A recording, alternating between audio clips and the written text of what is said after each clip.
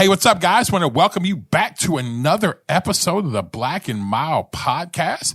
I am joined, as always, by my illustrious co-host, Miss Bree Clark. Bree, what's happening? Wow, I got the illustrious. I was not expecting that. There we go. You know what I'm saying? Just, It's an honor to be here. There you go. You know what I'm saying? Listen, just trying to throw a dime, to white women. No, I'm just joking. Oh my God. I'm just joking. I want to get fired so early. Anyway, and as well, I am joined by my man. I was about to say a funny joke, but I went by my man, Mr. Ira Chappelle. Ira, what's happening, man? I'm good, man. I'm good. I'm glad to be here and glad you're spreading the love. There we go. You know what I'm saying? Just trying to, spread the love. It's funny because, not having Corey, I've known Corey for so long that I can always say the craziest jokes to Corey. Right. You know what I'm saying? But I realize that with you guys, I'm just going to start doing it. I'm just going to start saying some crazy jokes. You know what I'm saying? Crazy comments. Hey, you know what? It's Black and Mild. It's authentic conversation. I'll have to call Corey afterwards. Hey, man, Adrian said this.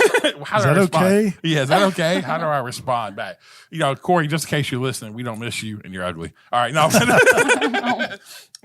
But as guys, hey, we here at the Black and Mild, our whole point of the Black and Mild podcast is all about having authentic conversation. Again, we talk on a wide-ranging topics, issues, current culture, things that are pressing in society, but really where it's an authentic conversation to really talk about real issues that are hand. And again, if you're joining us and you're new to the family, welcome.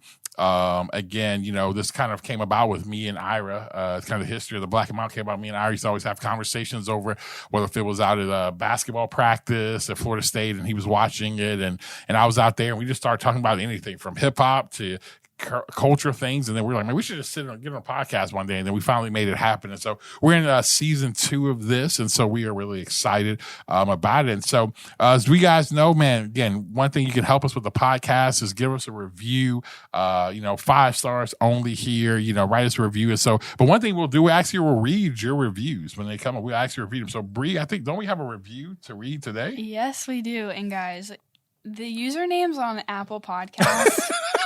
I'm scrolling through them and I'm like, which one should I pick? Because these are all so interesting. So today we have a shout out from Solo76. Hey, Solo76. Hey, so that's not bad. I'm surprised. No, what the last I'm one saying? was funny. The last one was funny. Yeah. That's always my favorite thing too. When you get people who got they're adults now, they still got their high school email. Yes. You know what I'm saying? The girls love J45 at gmail.com. You're like, nah, fam, you can't put down your application. You know what I'm saying? Very much high school email vibes on Apple Podcasts. So they said, I really have enjoyed this podcast, especially with the diverse opinions. Keep up the great work and go Knowles.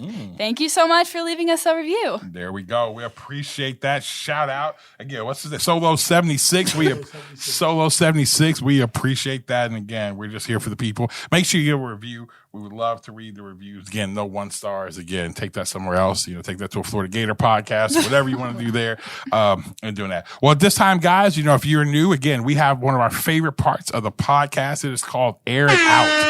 And so here on Air It Out, what we do is, man, something that we want to get off our chest. This is the moment where we just try to say we hope we don't get fired today. And we're going to say it could be positive vibes. It could be negative vibes. If you've been around, me, I'm kind of normally rocking with the negative vibes, and so we're going to see Ira normally kind of mellows it out. He'll give us positive vibes. And Bree is kind of, we're still trying to figure out she's new. You know what I'm saying? The rookie, so she's new. So we're going to start with you, Ira. What do we got today, man? We got positive vibes, but also sentimental vibes. All right. The news came out last week. Coach Bobby Bowden, Florida State's legendary head football coach. His family announced that he's got a terminal disease. He's dealing with pancreatic cancer, and Coach Bowden's, this is probably going to be his last battle. There's not really much coming back from that, and so it's going to be interesting to see how the next few months go. I think we hope he's going to have a few more months with us, and it sounds like some friends are going to be able to come visit with him, spend some time with him, which will be difficult. But what I wanted to say is, a lot of people know Coach Bowden, the success they had on the football field, 2 national championships, Heisman Trophy winners, 14 straight season of top 5 finishes. Really historic run as Florida State's football coach. But what's interesting is that when you talk to people about Coach Bowden, the people who have met him, it's really not what they ever bring up. It's what the way he made people feel when they met him. Yeah. And that's whether, obviously we know he's a man of great faith, and he has spoken at probably 1 million churches when he was coaching, but then also after his career as a coach. But just meeting people on the golf course, or meeting people at a store or at a restaurant, or boosters or recruits or their families. I was talking to Everett Dawkins, who played at FSU about a decade ago, and he was telling me about his recruiting visit. And he said my favorite meal growing up was hamburger helper. So when Coach Bowden came in for his in-home, I was like, Mom, I'd like hamburger helper. He said Coach Bowden sat there and just scooped up his hamburger helper. Like, you would never know he makes $2 million a year. And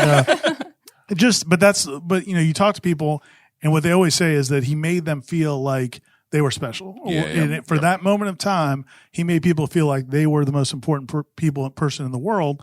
And what I think I want to take away from that, I think we all could take away, we may not have the personality, the charm of Bobby Bowden, but being nice to people. That's what people are remembering. They're remembering that even though he was a legend, he treated them well, even, no matter what they did, no matter if they did anything for Florida State or not. And so I think that's the way a lot of people are going to remember him. It's the way I'm going to remember him.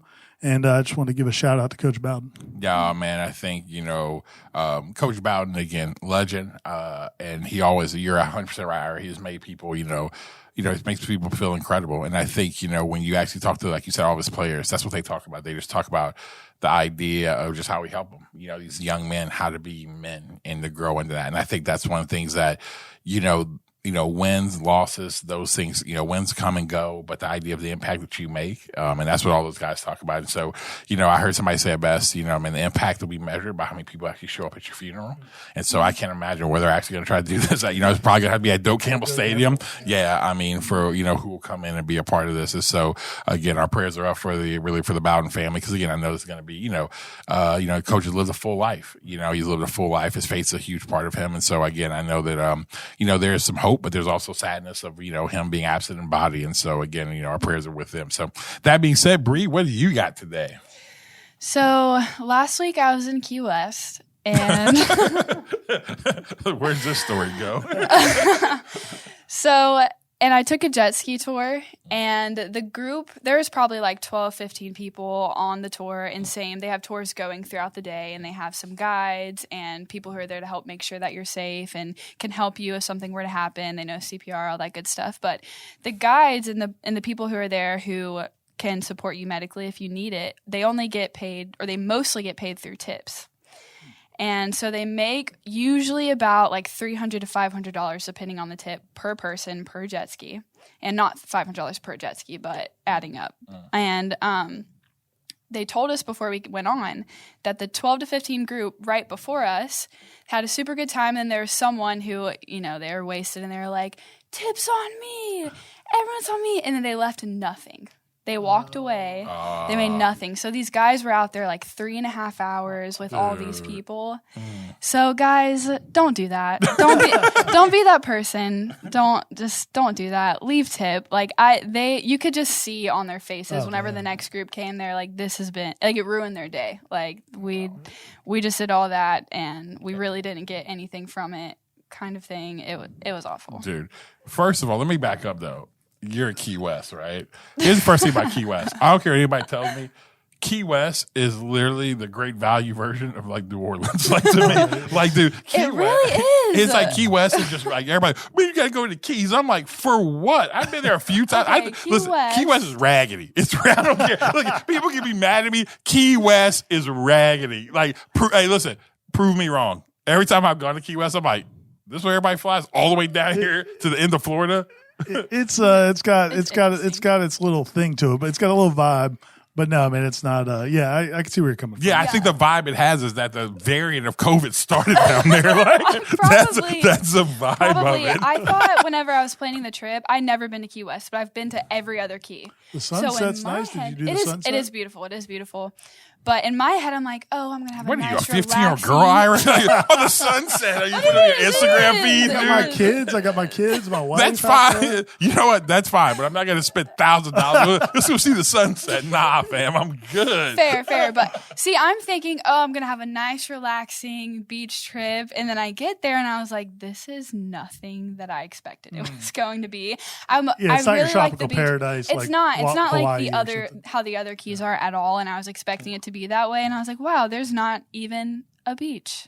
I feel like Jimmy Buffett wrote Margaritaville down there. All right, man. Hey, man. I'll defend the Keys. I'll defend All right, the Keys. that's kind of your vibe, isn't It is. It's Raggedy. your vibe. That is my vibe. Come on, Ira, man. You need to be in the 5-star resort. I'm a man of the people. Hey, I want to man, be wow. a man of the people, Hey. chilling out at the on the Raggedy Beach. Hey, let me tell you, a lot of natty lights get imported down there to the Keys. Hey, a lot of natty lights. Our guy Fry back there behind, that guy Fry who films for us. You know what I'm saying? That Fry, that'd probably be his vibe around there. You know what I'm saying? Like natty light, Bud Light type guys. You know what I'm saying? All right, my air it out is this. My air it out today is this. I got a problem with Jeff Bezos.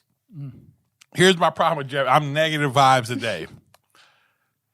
That's fine. Listen, man, you make a ton of money. Listen, you know, I'm a capitalist. I believe in capitalism. So that means first start off there. So you guys give us somebody gives a 1 star. Oh, I knew you were a socialist. No, listen, I believe I like capitalism, but I believe capitalism with some checks and balances. All right. But here's my problem. My man, first of all, and I'm just going to be this, again, we're on Black and Mild. The type of rocket that you went up in there, like the penis-shaped rocket that you went up there with, that's the first thing, all right? Like, dude, are you that insecure? That's the first thing. That's the first thing. That's a whole other thing, Dr. Evil, what you did that. The next thing is this. You come back, 32 million or whatever that number was to be up there for 11 minutes. First of all, you're in fake space. You weren't in real space. You're like enough to call it space. You know what I'm saying? It ain't space. Like, we're going up to space, but we're going to be back in an hour. Yeah, we'll be back. Like, no. When you go, the fact that I could drive, it would take me longer. It would take me longer to drive to Jonas in Thomasville to get for then you to be in space. That's a problem. All right, that's the first thing. All right, here's the next issue I have. When he gets off the level, how disconnected, how much of a douchebag he sounded like. When my man gets out of space, he says, you know what? I want to thank the Amazon customers and employees and everybody that allowed me to do this.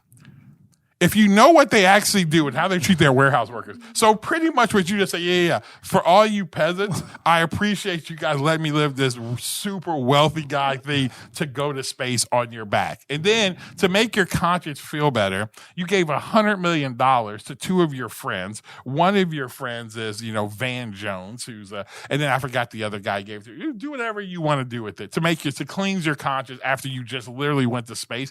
I'm like, listen, I get it, man. I just have enough respect for you to say, listen, don't do all the extra.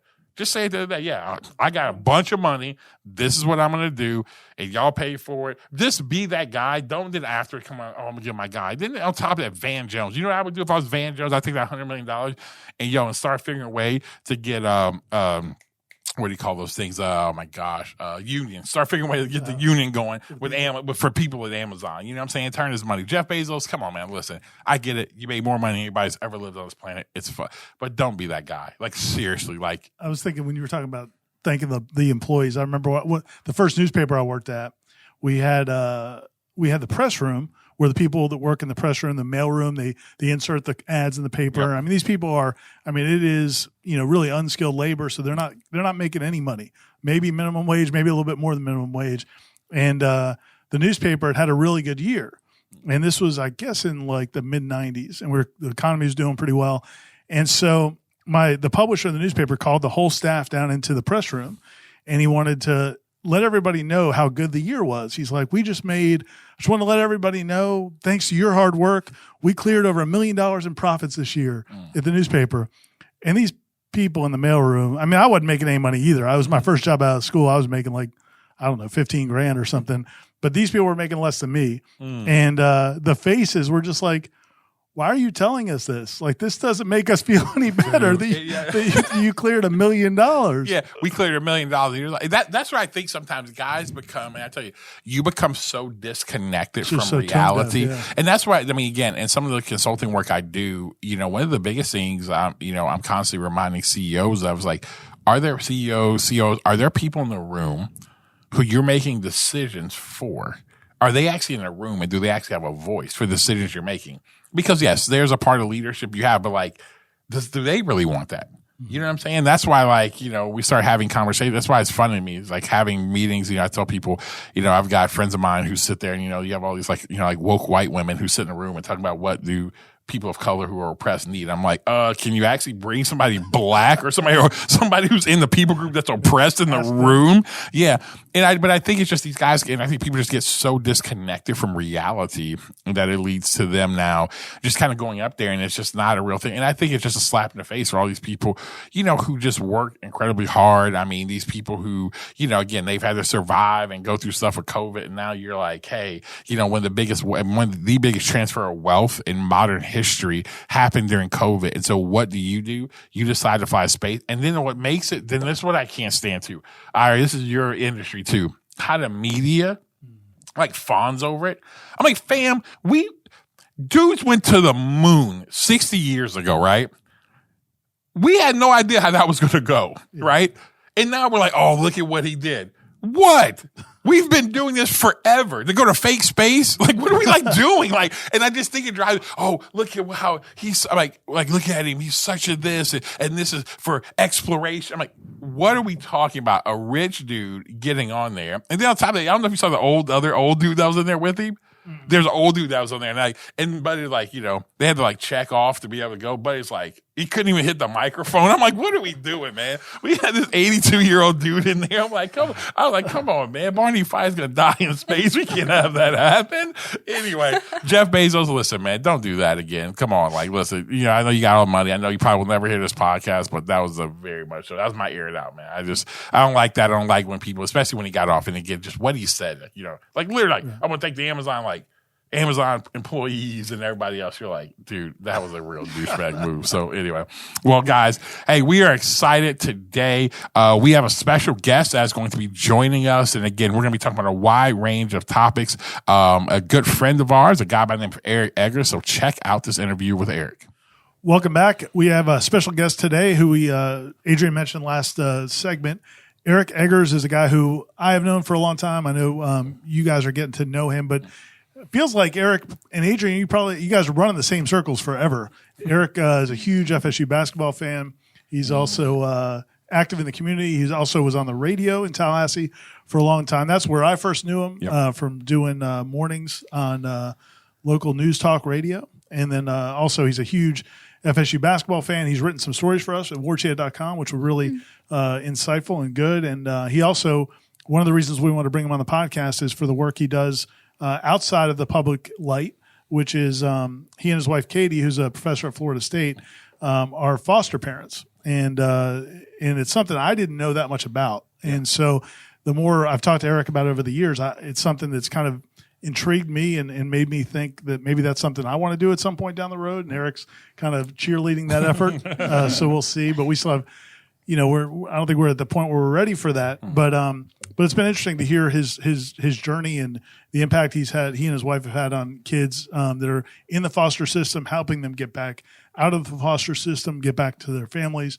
And so we wanted to talk about that and thank him for the work he's doing, but then also, it's a pretty cool initiative, I guess. That's why we do it. We do it for the accolades. You know what I mean? We do it for the public recognition, the accolades, and the $13 a day. Those are the things. It is a hustle, bro. You know what I mean? So I am really excited. I can already tell I'm excited about this. Just so everybody knows, this podcast is going to go a lot of ways. I can already tell. When did you guys when did that become something that you guys wanted to do? Yeah, well, you guys is an interesting term, right? So I think my wife and I got married in actually 10 years ago, last week, right? So summer of 2011. And I remember walking around Costco sometimes. She's like, yeah, I think, it's always been on my heart to foster. I'm like, what? No. It seems like information would have been relevant a month ago. No, but I would say it's similar to what you said. I appreciate all those kind, mostly accurate words.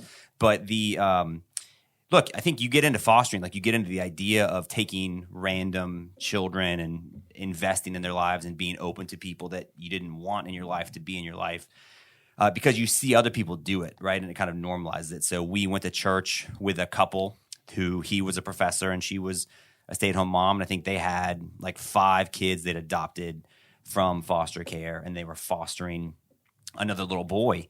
And they ended up having a biological child as well, but they had this kind of when you foster, you use terms that you would like never use to describe kids in a normal way. So like when I say they had an extra kid, like I mean this is a God image inspired being, but this was one that they weren't planning on adopting. Yeah.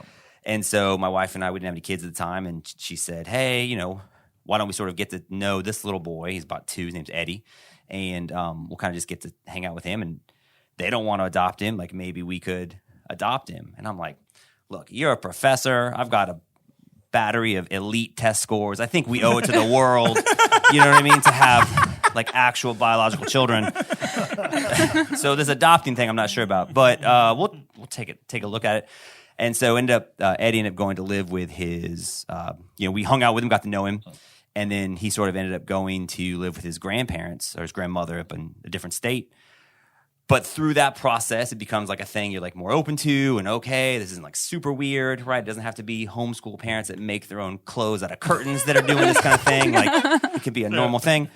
So we went through the process. We became licensed foster parents. I actually remember that my wife was like 8 months pregnant when we were getting our last class, and people were like, "Wait, you're getting licensed foster parents because it looks like you have this sort of thing taken care of." Because some people they foster because they're incapable of having their own children, right? There's a lot of different pathways to get you there.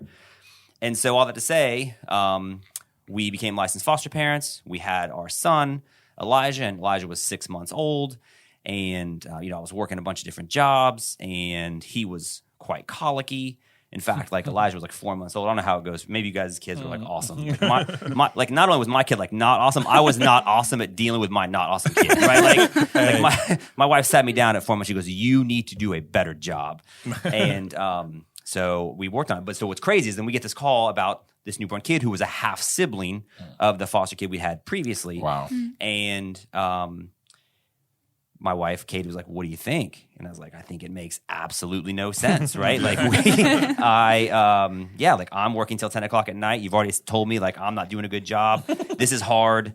Just throw another kid in there." Yeah, right? And I was like, "What do you think?" Thinking that my argument would have been at least moderately persuasive. And she goes, "No, I think we should just say yes and trust God to make it work out." And so we did, and it did. Because what's crazy, right, is like now all of a sudden, as a dad, right, when you have a newborn kid, like you kind of, it's unclear, at least for me, it was unclear like where I fit into the equation, right? Like, because, everything's sort of self-contained with the mom. Mm-hmm. And so I was like, well, you seem like you got it. So I might take a nap. But with a second child, like I would have to feed this child, like while my wife was breastfeeding our son. And so it became a thing that we did together. And I think like it made us each appreciate each other more. And so actually we had that placement for a couple of years, and we ended up adopting her. And then subsequently, this is a really long answer, but then subsequently we ended up having, like we just accepted a placement last weekend who's a 2-month-old. So now we have like 18 placements over the last like 7 years or whatever. Sheesh. Wow. So how many? Okay, so let me get this. So how many kids now? Okay, so I know you have like placements. So when you say placement, so first of all, how many kids do you? I know you had your son. We have 2 biological children, and we have 1 child that we've adopted from foster care. So and then 3 permies. Gotcha. All right, and then so when these placement times come, how long do they normally? Is there like Great question? How long you they last? You never know, right? Like we've had kids. Like I've had kids show up in the middle of the night, and then they find a relative the next morning. And then, so it's like over. We've had some kids stay for a week. We've had 4 placements, I think, stay for, 4 to 5 months. I know people that have had foster placements for several years. Wow. And, then it's sort of, you become attached and like you want to keep them, but the system is set up for reunification, right? So people that get frustrated, and it's normal. Like I think we were this way. We thought we would enter foster care with the goal of adopting, and wanting to go into foster care to adopt a child is like wanting to go to get a steak at like Chick-fil-A, right? It's like not set up for that. And so, we've modified over the 7 years our ideas and mentality. And I think we've also learned that caring for kids starts off with, hey, like, am I feeding the kid? Am I dressing them? Am I bathing them? But then because the goal of foster care is set up for reunification, right? That is to say that the goal, like we are watching their kids while ideally this system is set up to care for the biological parent who's had the child removed. Yeah. then I think we kind of learned, okay, if we're really going to love this kid well, then we kind of need to be loving the family well. Yeah. And that's when we started to engage with biological parents and try to work with them, which is something I think, honestly, Ira would be awesome at. I'm uncomfortable talking about myself all the time. So I'm going to kind of redirect and make it about Ira and turn this into a recruitment pitch to Ira. Yeah. Did you hear about the $13 a day part, Yeah, right? I mean, that's the Because I've part. seen that right outside, bro. Get the 14. Get the 14. Oh my god.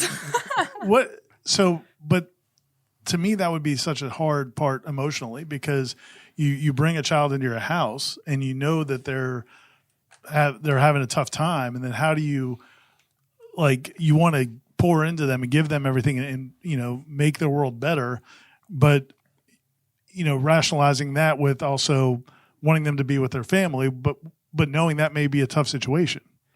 Well, and how much information are you given beforehand or before you take a child in? Yeah, you're like a mushroom, right? You're fed what they're fed and you're kept in the dark. I mean, that's where as you mature and as you evolve as a foster parent, look, I'm a white Republican male. I don't need a lot of help to feel empowered, right? So I'm always asking questions let me get on the line here, ladies. What's happening? And so, I mean, I'll be very proactive that way. And so I think the goal, and this is one of the things we've actually received training about this, and this is something maybe, my wife and I kind of intuitively grew towards, but, the goal as a foster parent is to educate, right? Because here's what's true.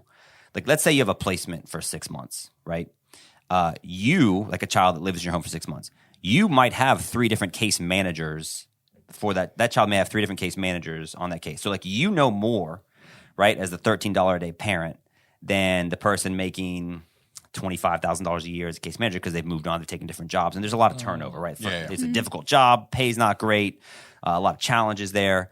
So, I think, and that's another reason why I think you'd honestly be good at it. You're naturally curious, you're empathetic, and you like to get information, and then you communicate really well and you connect with a lot of different people, and that's kind of your job, right? Your job is to say, hey, listen, case manager, yeah, I know this, but I actually have spoken with the aunt. Here's what the aunt is saying, right? No, they're not going to be in this new apartment yet, and so they're waiting on this. Because once you have a foster kid, I mean, there's a lot of positives to it, but one of the negatives, it's easy to feel like a glorified and underpaid babysitter, right? Once they have placed the child in your home, that child is good, right? They have a roster of kids that they're actively managing. If they know they're in a safe foster home, then it requires less attention on their part.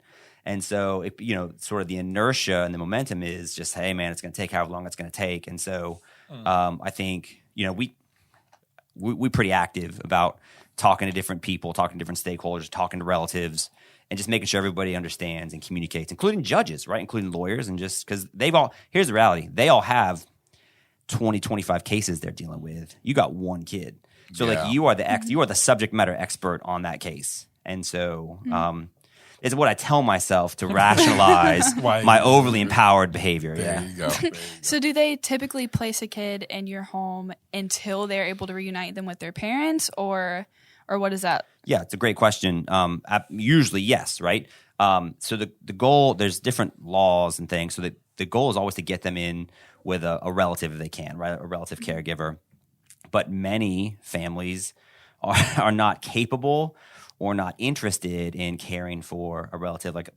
Just to be honest, we got this 2-month-old last Sunday, and I think, they had to remove the 2-month-old from the house, and they're calling some of the grandparents, and one of the grandparents, in a different part of the state is I'm at a party, call me back tomorrow, Oh my. I mean, Wow. That's just real. And the other part of it too is, I think different people have got different stuff going on. And then not until the idea that the child might be once the biological parent might have parental custody terminated, do then the relatives maybe start to take the threat, this kid might go live with some white people. We might have to make this happen. Yeah. So then it can accelerate different things. So I want to speak to that part right there. Is the fact of, you said it, saying you're a white male Republican. So the fact of the matter is that, a lot of these kids who are in these systems are kids of color. And what because it's being straight up again, as somebody who honestly politically sits center right as a black man. But the one thing about it is that, you know, one of the things I always say I get frustrated with I would say with Republicans, like, there's a lot of like, hey, you know, a lot of talk about federal government, a lot about how the government sucks, all the stuff, don't need big government, all that stuff, whatever it is. But then actually really don't ever do anything. You know what I'm saying? They just complain. And the same thing happens on the left as well. So but I'm saying, so what made you like get in, you know what I'm saying? Like get actually involved. Like, okay, I'm actually going to try to fix this at the level I can. You know, I just get tired of people that recognize that there's like some thick problems out there and they're offering thin solutions. You know what I mean? Like, I can't stand that. This is a listener of the Wow. I mean, 1 of 12. You know what I mean? I mean, no, like, how did I, yeah, to me, it's not even political, right? It's not political at all. I married a Catholic wife. And so, you know, she got a heart for social justice. And look, I would say, to be honest, I grew up like Ira did, I think in a fairly diverse environment. Yep. So I'm comfortable with a lot of different kinds of people. Yep. And so for me, it's like not that big of a deal. But you're right? I mean, that's the whole, like the larger like political point. Like everybody likes to rail against the creeping rise of socialism until like public school gets shut down because of a pandemic, and everybody's like, "Hey man, where's the schools at?" Yeah, open the school. Like, everybody talking about, man, you teaching all this stuff at school. Then as soon as school shut down, they're like, "Hold on now, we're not," you know. Like, yeah. Anybody that's concerned about critical race theory might be less concerned about it. They said they're going to shut schools down again. That's fine. Teach them whatever you want. Take them, but you will take them though, right? Like LGBT, the entire alphabet. But my kid will be in your school, correct? Like yes. Yes. No. So I look, I mean, and that's a challenge because, to be honest, I think there's a thought that is generally against the idea of white foster parents having black kids in their home, black kids in their family. Mm-hmm. And I get that, right? Because look, I mean, there's one thing, I mean, I definitely will joke around, and I probably feel overly empowered as the father of a black daughter, right? To like to make more jokes than I probably should, right? Yeah. But if there's one thing that I think is true, is like, I didn't ask to, hey, you know what I'm looking to do is sort of co-opt some racial identity, right? Yeah. So if I say no, then they're going to a group home or, you know, I mean, I think anybody that works in the foster system would say, like, we would love to have more foster parents, period, let alone foster parents of different races, right? Yeah. No, and I think that, and one of the things that I'm constantly talking to people about is the fact of, I think when you start broad brushing every person, we live in a world where you can't just, you can't look at nuance. And so I always try to tell people, there's systemic things, but also when you dive into it though,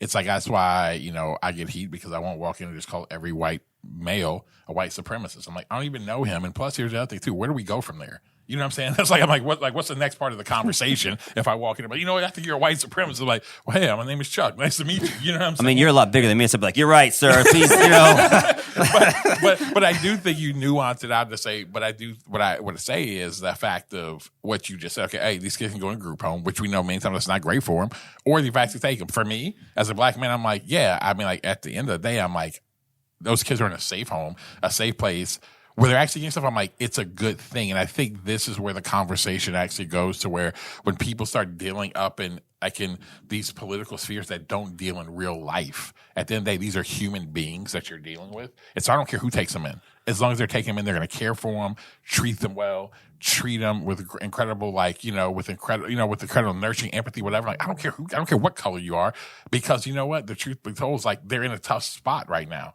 And so I think it's incredible. So, so I just was always curious about people, because I really, sometimes you don't see people who sit on, honestly, on a certain side politically that lean in that way. You know what I mean? But and again, I know it's not political, but it's just being honest. Sometimes they just don't lean in that way.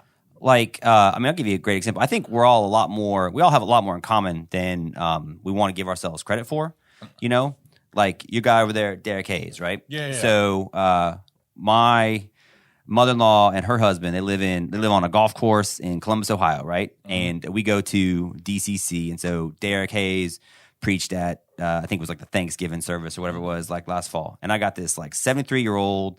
His name's Lloyd. He's a good dude, but he is a white conservative male, lives on a golf course. Named Lloyd. Lloyd, right? Lloyd's a good dude, but like Lloyd's 73. And so Derek Hayes gets up there to give this sermon. And he's like, today's sermon is titled B-boy stance. And he's like talking about how, and so he's going to talk about his love of hip hop. And my wife and I was like, oh man, Lloyd is out on this. Lloyd's already going to take a nap. You could not pick a less accessible topic for Lloyd. And we're already sort of like, man, is Lloyd having a good time or not? And like, oh, B-boy stance. Here we go. But he did such a good job, right? And I think there's something about like the universality of like a pursuit of relationship with God and some other stuff there. But like afterwards, man, like Lloyd gets up with his one good hip and like hobbles over there and like shakes Derek's hands. Like, man, that was awesome. Really? And so I think like I always like tell my wife, like you can't protect people from themselves. But I also think you have to sort of like be open to the idea that we have a lot more in common. One of the coolest things that I've ever done is we got a placement like maybe 3 years ago as a little 8-month-old boy. And he entered care because he was alleged to be a child abuse victim, right? Like he had a fractured skull.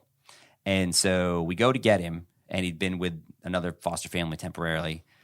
And we see him. He seems like pretty happy. He's kind of moving around, like 8-month-old. And the family's like, look, man, I don't know what the deal is, but this kid was not abused. You know what I mean? Just the way he interacts with people. He's been loved well. He's been cared for well. And so... it's like, okay. So, I mean, on one hand, you could be like, okay, well, we're just going to take care of him. We'll see how long it goes.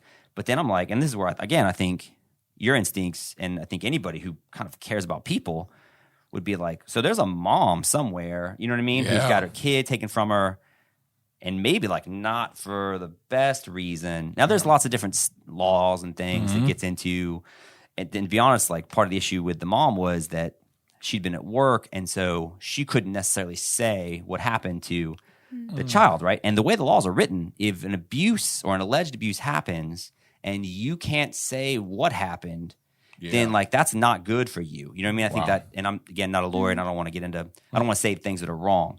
But the point is, like, I met with the mom, met with the grandma, and it's like, look, she's taking care of him. She's doing things the right way. And so I kind of just felt like, look, if there's one thing I can do is kind of leverage a little bit of my position of whatever influence or just ability to navigate a bureaucratic system designed by white professionals with master's degrees for a clientele that's the opposite of that. Like if I'm a little bit more savvy with some of that stuff, growing up with parents who work in state government, and I can kind of help her engage in that process to get this kid back, then like that's going to be kind of what I'm going to do. Yeah. And let's just see what happens, right? And so it ended up like the mom did everything right every step of the way. I mean, it's not easy. And ultimately, the coolest thing I ever did was we got to go to court finally, and like I don't mind talking, right? So like I'm in court, and as a foster parent, you get to sit at the table. So I'm like, let's go. So I had a briefcase. All your Matlock Perry Mason moment. I'm here to put the system on trial. So I get my metal briefcase out and I sit on the thing. It's got that big loud click sound, And I was like, Your Honor, I just want to, I brought something here to sort of underscore what's, what the stakes are today. And I was like, this is a pillow. And I brought this pillow that the mom had made, and it had the pictures of the baby and the mom like all over the pillow. And I was like, this is something that the mom had made, and the baby sleeps with us every night. And it's up to you, Your Honor, that if you say so tonight, the baby can go from not just sleeping with a picture of his mother, but like actually sleeping in his mother's home tonight. Wow. And then like round of applause in the courthouse. And I was like, let's keep it going for the mom. So I always say that to say like I'm so broken like that it's not without its reward. So it's easy for me to lean in because like you feel good about making stuff like that happen. I don't know. Have you maintained relationships with any of these families? We try to, absolutely, yeah. I mean, we have them over for holiday dinners. We went with his godparents. That particular child's were his godparents. Go to birthday parties, but then it gets back to like it's different worlds, right? Yep. So you have the opportunity to have some challenging conversations, like let's talk about being smart about resource allocation, right? Like maybe you don't need to spend $300 on a snow cone thing for a birthday. Yeah, you know what I mean? Yeah. I mean, but it's also not your place to run their lives. Absolutely. And so that's an interesting conversation because again, these can dovetail. I know we're talking about with children, but this can dovetail into, I think, a wider conversation. It's like, as someone who's had to like cross those boundaries, right, into other cultures. What has been one of the key things you think has allowed you to be helpful? Because a lot of times what can tend to happen is when you see white males go into certain cultures, it's just the assumption, it's that's how it should be. And just going and get, like, what have you done? Or maybe you stumbled through that. I don't know. But like in order to actually be in those worlds, because again, everybody wants to talk about, oh yeah, we just need to live like unified. But then it's like, yeah, I hear what you're saying, but then when you come in someone else's world, you instantly have all these opinions about someone's world without actually understanding someone else's world. Yeah, it's hard, right? I mean, and as my wife would probably tell you, being meek or humble is not necessarily my default posture, So, but that's it. I think it's important, right? Because you can't just be coming in and be like, here's how it is. We had a child recently whose mom, was struggling with some mental health stuff, and so I was kind of like working with her. And it's interesting in 2021, people's lives are sort of broad. They'll broadcast their own stuff. You know what I mean? They'll put it on the street. Yep. And I was like, listen, that hey, do what you want. In my opinion, that might not be the wisest thing, right? Like if there's some concerns about your mental stability, then maybe going on Facebook Live, and sort of like doing some of this stuff might not be in your best interest. Yeah. And then I kind of don't say anything else, right? Yep. And then I think look, I don't know how old is you've got a kid in college now, and I think a senior. And not to be like paternal about it, but I think a good parenting strategy, you kind of can say a thing. Yep. And then you kind of got to let them come to their own conclusion. Yeah. No, it is 100%. We always say it this way in our home. Like my kids are at a point where, I heard, one of the guy we've had on our podcast, Dr. Mike Zoda, is phenomenal family therapist. He said this. He always talks about, he's like, the idea of being responsible for and being responsible to your kids. Like my kids are at a point I got, they're 16, 13, and 10. And the truth be told, right now, even at the age that they're in, I'm like, there's some levels, certain things I'm responsible for, right? Like legally I'm responsible for. But honestly, a lot of how I approach our relationship parentally is like I'm responsible like to them. So meaning like I'm responsible to them to give them wisdom. I'm responsible to them, but I'm not responsible for you making those choices. You're going to make a choice, and I understand, like, and I lay it out to them, like, hey, here's what's going to happen, good or bad. So my kids all tell you, like, the one mantra in my house is they'll tell you, is like, choices matter, like, good or bad. So it's like, you have an ability to make that choice at the front end. Now, what happens after that choice, many times you may not be able to, to change what was the result of the choice that you actually make. So yeah, I 100% agree with that. So I mean, plus, like, as a foster parent, you have an aligned incentive, right, with the biological parent, like. Look, I'm not trying to take care of this kid for longer than, I need to be, right? I mean, it's costing me money. So, and like I have my own children, like we're happy to do it, but it would be awesome if like everybody agrees it would be better for this kid to kind of get back in this environment even when the parent is ready for that environment and to be safe. So, the better you can be at that, right? Like I think I'm incentivized to be the best messenger and most effective advocate, but also like the most effective kind of like intervener I can be, because it doesn't do me any good to go in there and give a bunch of opinions if nobody's going to listen. Yeah. Right? Like we're trying to be effective here. Yeah. It's, if I want attention, like I can like write a poorly worded Facebook post, so. Oh man. That's funny. I'm interested to hear, I mean, kids are tough as it is. So how exactly do you and your wife connect enough with kids that are coming into your home after they've experienced XYZ to actually be able to have a relationship with them for the amount of time that they are there and to want to continue it after that? Well, it depends on the age of the kid, right? Like let me tell you how connected I am to this 2-month-old, right? We were with them for 3 days, and then we had respite care.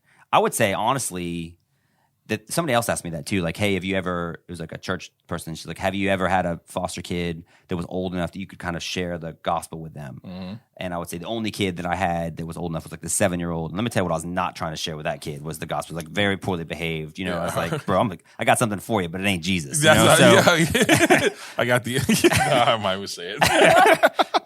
But I would say, so, and that can be frustrating, right? Because this 8-month-old that we had in our home for 5 months, like we still try to care for the mothers, try to care for the family. But when he comes over to our house, I'm not sure he knows. In fact, I'm quite positive he doesn't know who I am. I think he's terrified of me, you know? And I think he's okay with the kids. So we have 3 kids, and they're 8, 7, and 6. So they're like, that's who they connect with, right? Yeah. I do it as much for our children to connect with them. But I would say, so we try to live like open-handed, right? And because I do listen, like I think you live with Adrian, right? So like you get this. Like we try to live open-handed. That is to say, like, who knows what God's going to put in our life, and if we're called to kind of share that with somebody else, then like I'll do that. But it also means like I'm just open to the idea that different stuff's going to come in, different stuff's going to connect with us. So one thing I've experienced is like the people that do come in, like fostering, puts you in the lives of a lot of different people. Not the least of, yes, the people that are in foster care, their families, but also other people. I was talking about fostering, right? Like that's probably, as he would say, that's not happening if he doesn't necessarily see people that he knows do it. We have other people that we have gone to church with that become licensed foster parents, and they actually now do what's called respite care, which is they'll take care of a child for like a finite amount of time when the foster parents need a break, right? And I would say like we've become connected to other people that are doing that way. And so it is sort of a lot of different pathways to a lot of different types of people's lives that are united in, hey man, I don't know, we're just all trying to make it happen, you know? On the other side of that, though, is relating to his parents and the family members, because it's like the most stressful job I've ever had in my life, by bar none, was working in a pharmacy. Just as the cashier and taking prescriptions and handing them to the pharmacist, everybody in the pharmacy is sick and mad. Everybody. Nobody comes to the pharmacy in a good mood. And I would imagine a lot of the adults you're dealing with are not real fired up about the whole situation. And so I would imagine they're not greeting you with open arms at all times. So how do you navigate that? Side note, it is crazy how like these jobs that we have, like not to say that working at a pharmacy doesn't matter, because obviously it does matter, right? But I've never been more stressed out than when I was working at Atlanta Bread Company. I had this line of sandwich tickets in front of me, and you got this line of people like, you better not put mustard on that chicken sandwich. Like, it's insane. Like, I do a lot of other stuff. I'm never more stressed out than that. Really? Customer service. Yeah, you know what's right. crazy? I actually did a celebrity thing, and I was this. What a flex. Yeah, what was it? Light flex. But anyway, at Centrale, we came in, we did the whole, like, and I was like kind of in the back there working. Yeah. Dude, I was back there. And so first of all, like, I had so much fun. The dudes who work back there in the kitchen, whatever. But I'm back there, and I'm telling you, it's the same thing you said. Like, the stuff's coming out, and I'm like this. I'm like, yo, I've spoken in front of thousands of people. I do things quick. I have to whatever. I'm over here like, yo, man, buddy, want anchovies or not? I'm like, I am totally like, I'm over there about to literally mid-collapse in the back, of Centrale. So I'm like, dude, and but I'm with you. I've had a lot of stressful situations, but anyway, but keep going. I don't know where we were going with that conversation, but just making those relationships, like having people trust you. Yeah. I guess at that point, a lot of times if their kids are in the system, they don't have much of a choice. But you're trying to be an advocate for them. Do they assume that, or do you have to convince them of that? That's a good question, and I think it kind of just depends on what people perceive to be the reality, But I'd also say I've seen foster parents be as oppositional is a strong word, right? Yeah. But like protective of the child at the expense of access to the biological parent, right? Because I think they're making the assumption that, hey, they're in this thing for a reason. Now I'm going to take care of them. So this 2-month-old we got, and this has never happened to me before, but the investigator, like we got the child at like 6 p.m. on a Sunday. And then the investigator calls me like 10 o'clock and said, hey, can you talk to the bio mom right now? Because I just want to do a status check and like kind of let this mom know. And so, yeah, the mom was quite understandably like very upset. Like, hey, well, I don't know what's going on. I don't know where he is. And so, it's 10 o'clock. Like, what do I do? But again... Let me just step into the situation here. But I just try to speak calmly and just answer questions and say, listen, we've been doing this a long time. He's fine. I know it's scary. I know it's challenging. I promise you, like the best thing that's going to happen right now is you're going to try to get you some resources to try to give you some help, right? And we're here and we're accessible and available. I mean, that's one thing I think. One way to break down the whatever barriers or preconceived notions other people might have is we try to be accessible. You know what I mean? Like we will meet people at like, hey, you want to meet us at the park? Yes. You know what I mean? Like, and I'll meet you at the Burger King. And then from there, depending upon how things go, I will try to make your child more available than the system says they need to be. Yeah. And I think then they sort of understand, okay, this is a guy this is a family that's trying to help me in a way that they don't have to.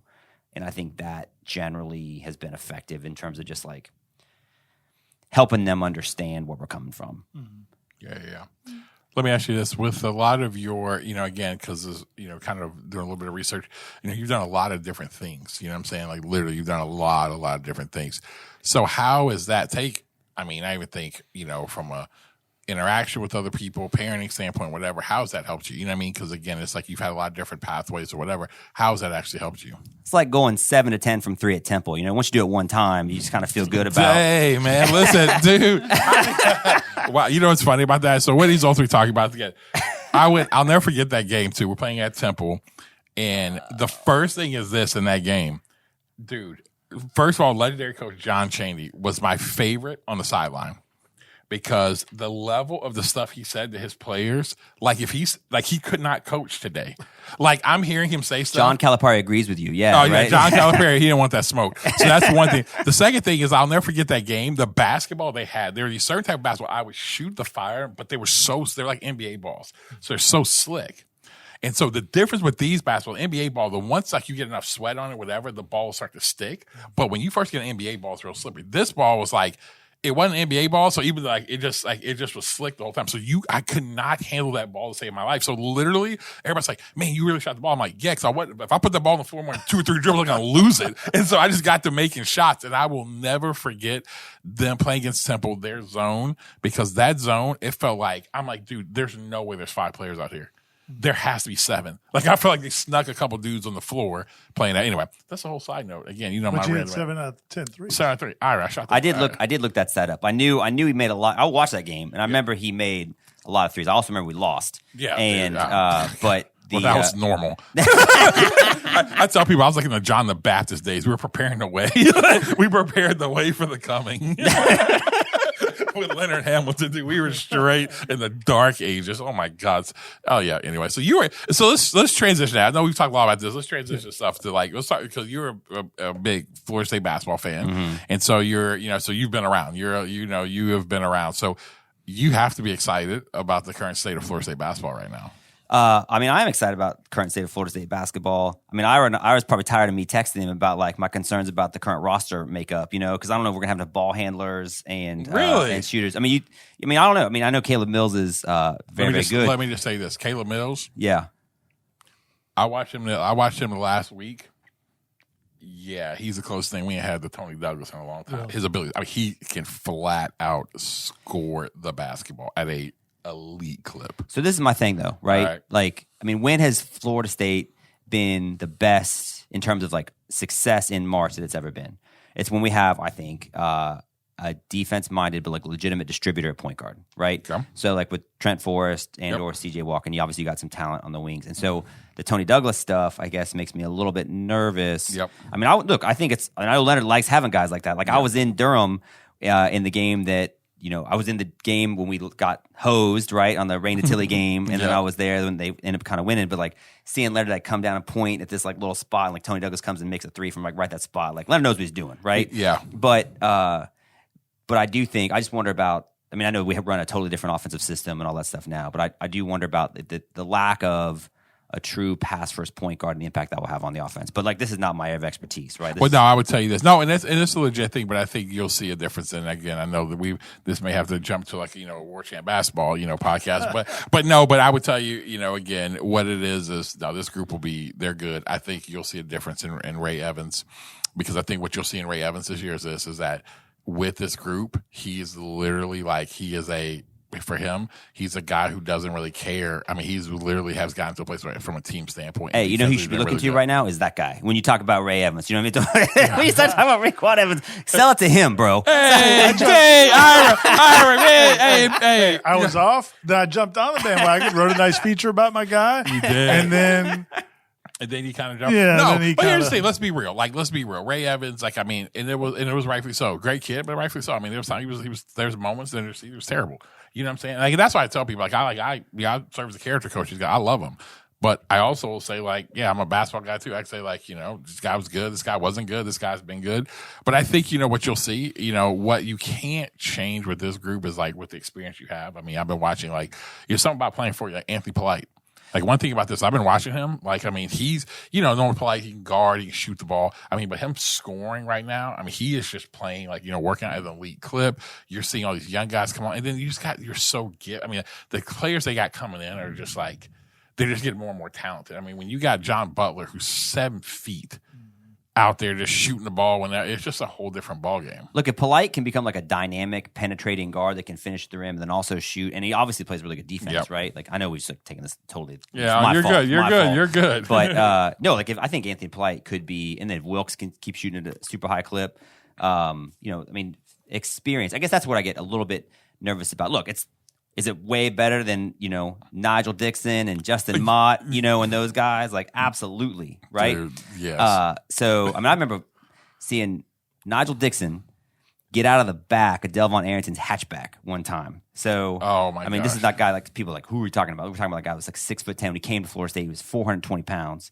And they ended up losing 80 pounds, but he still was a big boy. Yeah. Ended up having a really good career. So, the point of the talent, I mean, super crazy talent. Yep. But yeah, if anything, Florida State is in some ways will be a victim of its own success, right? Because what's a successful season for Florida State basketball now? Well, and I think that 2 years ago, that team was the team that, probably the best team Leonard Hamilton's ever had, and they got robbed of the chance to make a run in the tournament.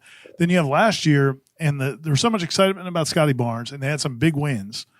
But I think there's a feeling in the fan base that maybe things are starting to trend back away from where it was 2 years ago. Yeah, and I can understand that because people are looking at, okay, you saw this group and you saw what people have to realize is this, and this is the thing about a Trent Forrest, and is that Trent Forrest is one of the best leaders that's ever stepped on Florida State's campus in any sport.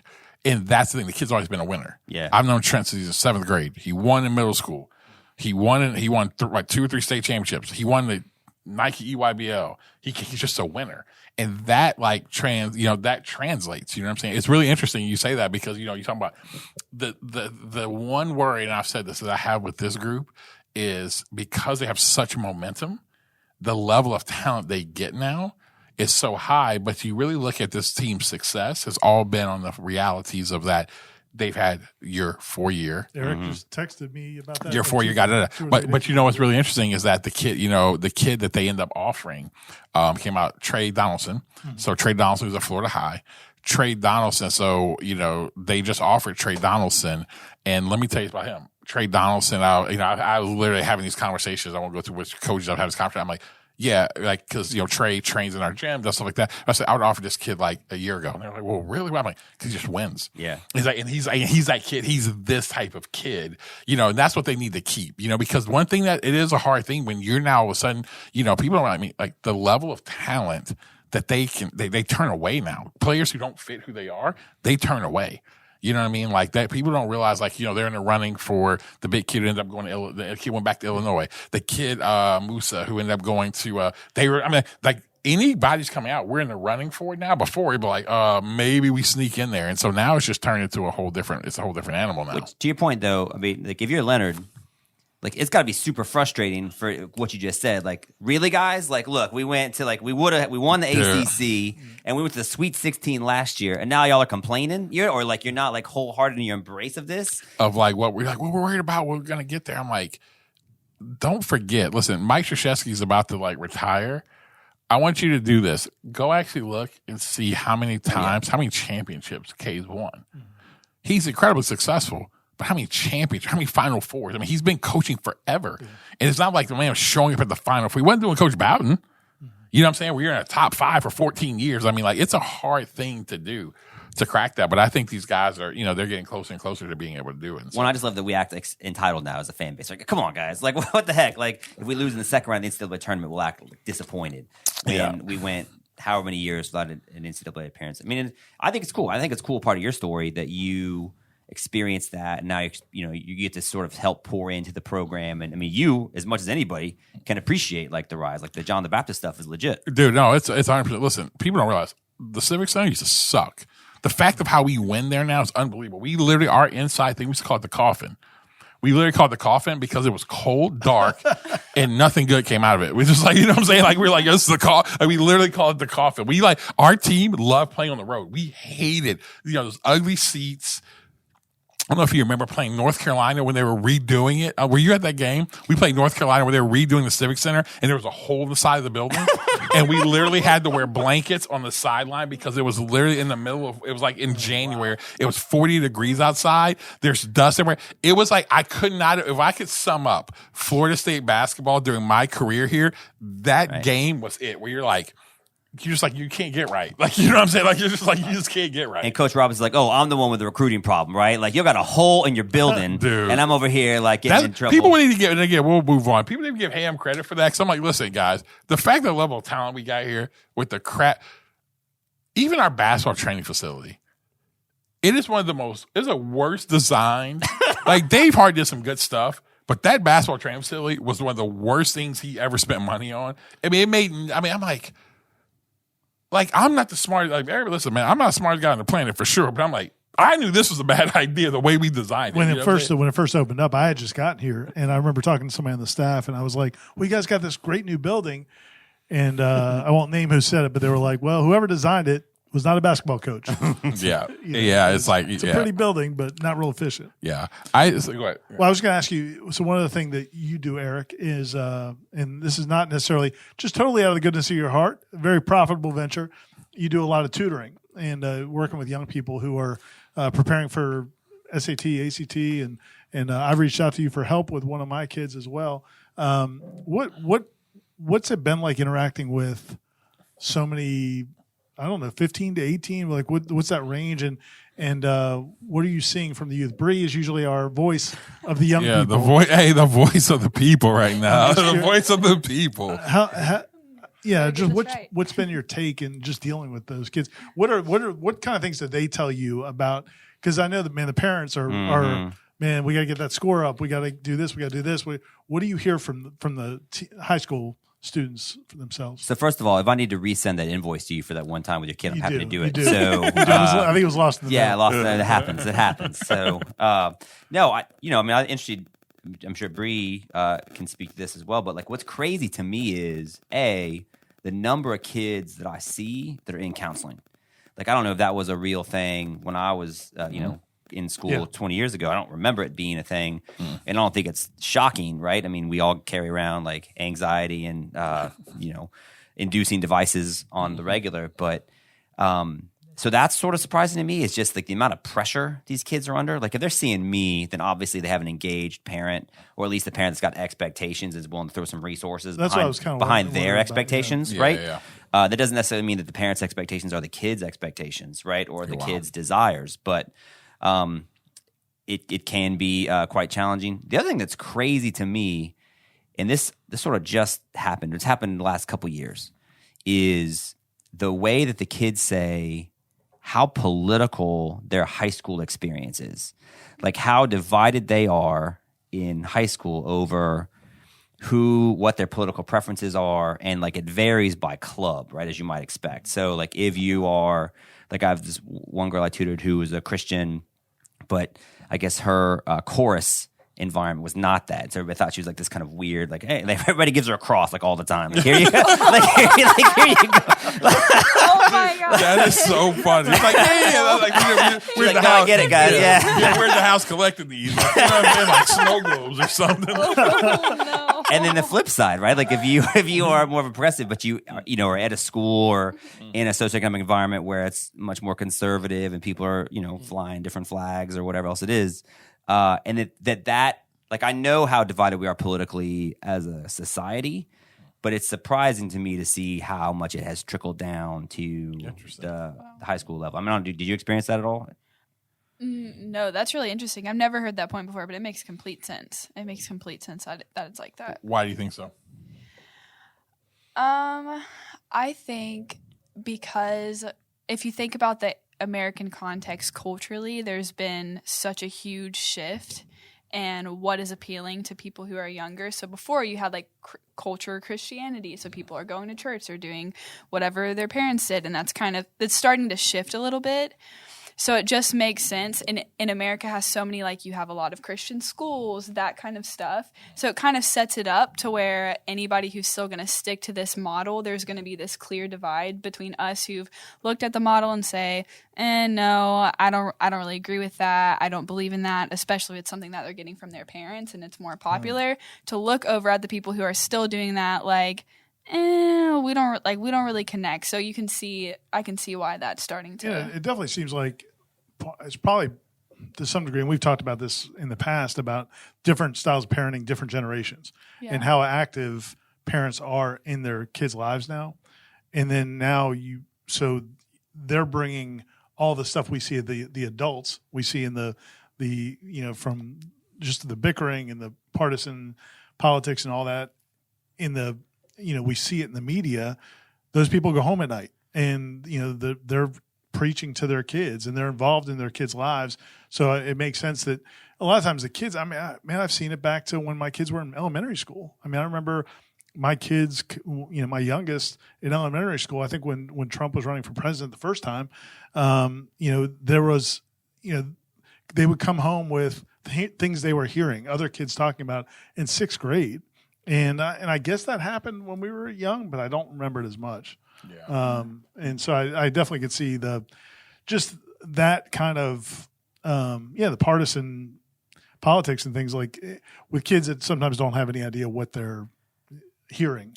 Yeah, and it's interesting because having three and what's really interesting talking to my 16, my 13-year-old, like my 13-year-old, she's very much so she's like 17 or 18, right? And when I talk to them, it's these politics, but then especially I've got this whole dilemma in my home of like being someone who holds or when I say a traditional, like I'm gonna be careful. I don't even like using the word evangelical anymore because words just become so like bad now, you know what I'm saying? But someone holds just a belief in the Bible in the traditional like way that actually accurately it says. My kids are in a really interesting space now because they have friends of theirs. I mean, like I have my daughter. I mean, my youngest daughter. We're dealing with a situation where she had a friend of hers like whose literally parents were like, we don't, there was never such an issue with like, when let me back up. When they're going to their friend's house, and my kids have a very diverse life. When they're going to their friend's house who are white. We're now before, go, whatever. Now, I actually have to know a little bit more about their parents because one of the situations we've caught ourselves in is them saying things like to our children that not like, and they don't think it's anything that it's like they don't think it's anything crazy, but I'm like, no. Like, that's not how things are. You know what I'm saying? Like, things that that they'll say about, well, if it's politics, if it's about, like Black Lives Matter and things like that, they'll say stuff like that, and you're just like, I mean, literally somebody saying like, I don't, until, race wasn't really an issue in our country, it had gone until Black Lives Matter started talking about it. I'm like, what world have you lived in? And then on top of that, pardon me, when I hear stuff like that, I'm like, first of all, I don't want my kids around you because if you're that stupid and that unaware, then I'm definitely worried about my kids' well-being being around you. If you're that unaware, like, racism has been gone, I'm like, word, like you really think that. But that's one of the hard dynamics we wrestle with. I mean, like we are constantly as a parent, and you're talking about politically, like one of my daughters at her school, like literally they told her she's on, like, she goes to a private school and she's only a few black kids. Mm-hmm. So she goes to school. So you're saying, they're like, good meaning heart comes to her and it's like, hey, like with 2020, we want to show some of the stuff that happened. And they didn't mean anything by it. But they're like, hey, would you want to speak on the reality of Black Lives Matter, da-da-da. And it like pissed me off. And here's why. Because I'm like, first of all, you just assume whatever you think about my 13-year-old daughter who's black. First of all, you should come talk to me as her parent. That's what we actually think about this whole conversation. And it's just those things. So now we have to go in. And now when you talk about it being this political thing, we have to dive in and go through all this stuff with our children that I never, that my, honestly, like my parents talked to me some about, but we didn't have to go as much into it because there's so much nuance. So you're trying to teach a 13-year-old kid, 6-year-old kid, all the emotions like nuance. Like, yeah, like you're black, but here's things about like things that are speaking about by people who are speaking up about our community that, man, we fully agree with. Here's things that, man, like that we don't agree with. Mm-hmm. And it's like, trying to get a sixth, like to actually figure that out. I mean, I'm an adult and it's still trying to nuance that out. You know what I mean? Is it, I wonder is it just because of social media and just media in general that it's like we're thrusting so much on young people that wasn't thrust on us? Like, I don't remember the conversation reaching us when we were 15 or 16 or 17 years old. But now, I mean, I imagine they're all hearing it all the time and living it. Yeah, I think. I think we have a fundamentally different relationship with technology, and our relationship with technology has fundamentally altered our engagement with like any kind of news, and the identity we derive from that, and the way it's kind of political, right? So, if your parents are watching cable news all the time, and then they go on social media platforms and they're sort of engaged with like that's like what they're feeding themselves. So then that's what they're going to have to pour into their kids, and that's what the kids are eating, right? Like, figuratively speaking. So, I think that's a big part of it too. I am curious, just as the father of a black child. So, like, how do you manage the dynamic of like I'm sending my kid intentionally to a predominantly white space? Because like my wife and I, we talk all the time. Like, we have to be intentional about surrounding ourselves, or like be intentional about putting people with skin that looks like my daughters in our lives. Like, one of the blackest guys I know is Ira. You know what I mean? So it's like,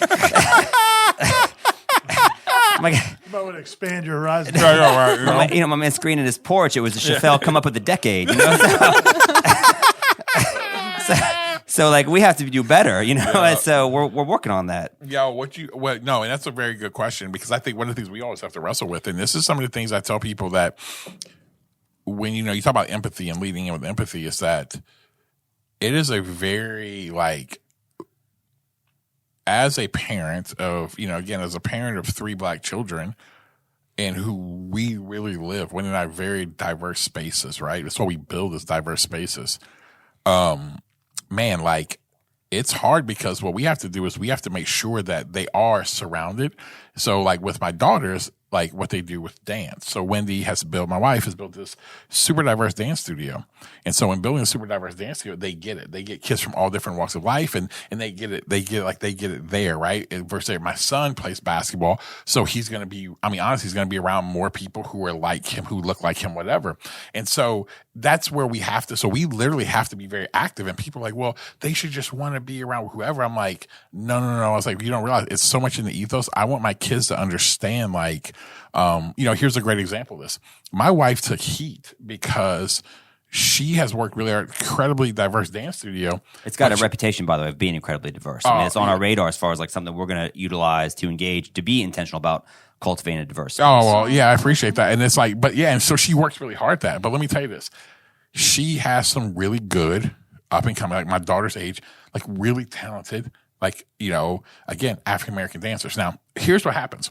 Prior to that, she had really talented white dancers, and it's great. This year, college, especially, that's not because of the cultural moment. Wendy always had to be mindful of when she would do dances, like who was doing what, how many people, like different, like ratio, because again, you go in there, people's perspective, all of a sudden, we just have an all black group, whatever. Well, here's what people don't realize with 2020. People can say, oh, well, 2020, it's, people are just feeling guilty. No, like, so now she has the ability. She put, a couple pieces that was like unapologetically black that she's always wanted to do, but she could not do, but because how it would be viewed in there. The level of people's responses, like people who you go to the grocery store with, you do stuff with, talking to her about, the only reason why because they did incredibly well. The only reason why they won is because it's this cultural moment, all this stuff like that. And I literally wanted to respond to them saying, okay, everybody talks about meritocracy until you get beat. Mm-hmm. When you get beat, and now tell them Rachel Nichols. Yeah, you know what I'm saying? Like, everybody talks about merit. Oh, we care about this until like all of a sudden you get beaten. Oh, it's the cultural moment. And I'm saying that. So when you hear black people talking about like the issue of like, and again, if you like the word or not, white privilege, that's it. To where all of a sudden you get beat and then you blame it on the cultural moment. No, you just got beat. And that's all it comes down to, but we can't, and I think that's the hard thing. So for us, but our kids, we invite our kids into that so that they have an understanding. And the reason why we do that is because I want them to actually be really aware and informed of actually what's happening. But it's really hard because, man, like our kids, they see their friends and they see everyone, and it's like all the anxiety. So, you talk about another level of anxiety. Our children have to deal with that anxiety all the time. And so, I mean, again, and it's really hard because, again, I appreciate your thought pattern as I have a black child in my home. I have to think about this. And I want to tell any parent that's out there, because that's one of the things I see sometimes. I see white parents adopt black children and completely not connect them at all to where they grew up. Mm-hmm. And listen, and I have a problem with that. And here's the reason why. Is because, you know what? Because that where they come from, there's incredible things, and they should know that. And you have to be intentional about knowing that. Because it's normally the people, we don't see color. I'm like, well, then freaking why did God give us color? You know what I'm saying? Like, it ain't like God's in heaven, like, oh man, I see Ira, man. I don't know. I don't know what color Ira is. You know what I'm saying? I'm colorblind. It's so dumb. Like, it's dumb. It's not even in the Bible, but it's like. No, we see Ira's polo. He's white. Yeah, right? You know what I'm saying? Like, so no, but it's a really interesting, I think, conversation and topic. And so, well, Eric, hey man, again, we could sit here and we could talk. And one thing for sure, you're definitely coming back on soon because like one of the things about it that I love is that there's a wide variety of things we actually can talk about. And again, that's our whole point of the Black and Mild, is to talk about whatever topics that come up in our current cultural moment. We're gonna have a lot coming up. You missed us talking about me ranting on Jeff Bezos and the penis-shaped rocket, earlier. So. Well, I mean, I was prepared for an airing it out, and I got edited out of it. You know what I mean? So, no. Next time. All right. I was about to give you the platform to end this. So you aired me out of my vehicle. Yeah, he did air you out of the. I think that's all the airing out you get. Well, guys, hey, we really do appreciate you, Eric, being here. Guys, hey, until next time, we'll be back with you soon on the Black and Mild.